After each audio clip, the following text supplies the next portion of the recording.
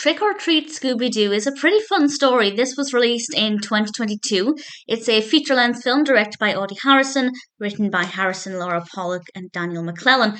And the story is really interesting, and it starts off, or relatively starts off, with Scooby and the gang meeting a character called Coco Diablo, and she has created all of the monster costumes that the characters have worn throughout Scooby-Doo history.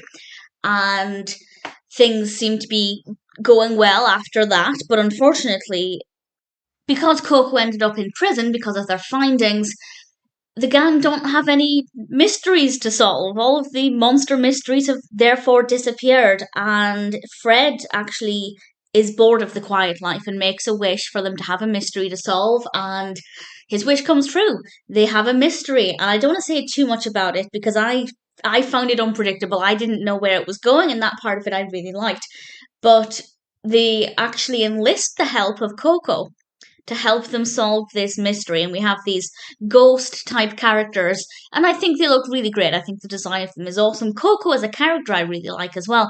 I think she's a very well written, very interesting character, and her involvement within the story is really good. We also have a lot of Halloween vibes. This is where the title comes into it because Fred's wish comes true on Halloween. Scooby and Shaggy are wearing pumpkin costumes for the majority of the film, and they want to solve the mystery as quickly as possible so they can go trick-or-treating. That's the title in the Halloween aspect. But I had a lot of fun with it. I really enjoyed it. And I just love this idea of one costume designer creating all of these monster costumes. It's really great. And there's one scene that I loved, but it's a small spoiler, so I'll mention it in a moment. But I really liked it. Definitely a fun story. And I think one of my favourite, more contemporary Scooby-Doo films. The animation quality is great. The characters are very well written. Velma annoyed me a little bit to begin with. It was quite charming because she was definitely clearly in love with Coco, but I think they milked it a little bit too much for my liking. It just became a bit repetitive. But other than that, I thought the characters were really great, really enjoyed it. Fun mystery. I didn't work it out. Which is strange because once we find out what happened, I feel like it's something I should have picked up on based on the type of Scooby-Doo stories that I usually do solve versus the ones that I don't. And I feel like I should have done, but I didn't, and I like that. I like the element of surprise.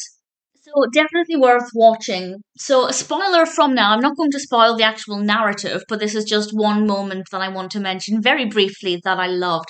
So it's the moment where they walk in the prison and we have all of these prisoners, and the suggestion is that these prisoners are generally all of the people that Scooby and the gang have captured over the years, and I just thought that was such a fun concept. Also a very dangerous place to be if you're Mystery Inc., but I enjoyed it a lot. Definitely a really entertaining film.